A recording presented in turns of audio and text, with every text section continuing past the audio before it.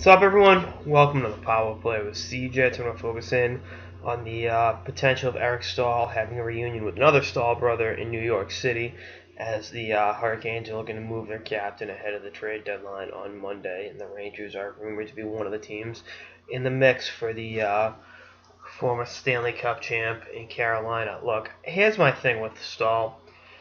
Yeah, he's a good player, but he's broken down. He's 33 points in the season. He has as many points as Chris Versteeg this year on the Carolina Hurricanes.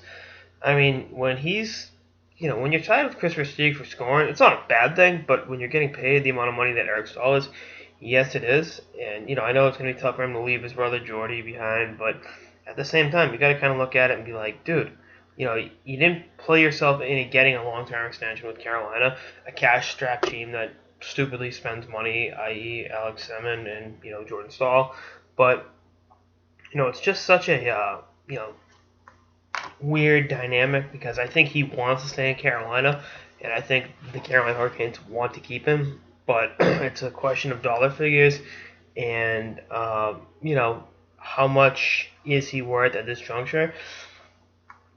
I think that's the thing. But for the Rangers, if you're adding him as a pure rental, I mean, they won't be able to re-sign him after the season because, I mean, look at their current cap situation now, and JT Miller, Hayes, guys like that need new contracts. But I just think if a deal gets done that sends Staal to New York, I think he definitely helps their power play. I mean, even though he's not the player he was a couple years ago, the Rangers power play has been it's been a work in progress, to put it lightly. And adding a guy that has that kind of repertoire offensively, even if he's kind of playing a limited role, I think would be definitely a good thing. And you add a legitimate, big center, in the Eastern Conference when you're going up against teams like Washington and the Islanders, Pittsburgh to a certain degree, Florida, whoever. Having that big guy that can match up against a Sasha Barkov or Evgeny Kuznetsov, Evgeny Malkin, guys like that. Obviously, mentioning Malkin third out of that trio was intriguing, not intentional. But I think that's definitely a possibility.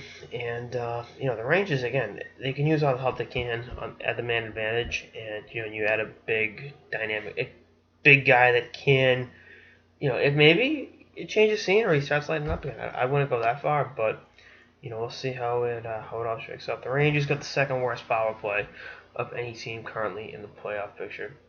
Third worst. Tampa's that bad? Jesus Christ. Tampa's 26th, Florida's 27th, Rangers are 24th. Actually, Carolina of all teams is 25th, so that kind of rounds out that group. But I think he could help that team on the power play. I think being able to play with his brother Marc on the bright lights of Broadway would be beneficial to him. But I think Staal's not only an intriguing trade deadline target, but I think he's also he's going to be an intriguing free agent this summer. Because do you want to write off a guy at 32, but also again he's 32 with a ton of miles on him. So we'll see how it all shakes up. Anyway, that's all I got. So to the Power Play with CJ. Stay tuned for more episodes to the season and beyond. Later, guys.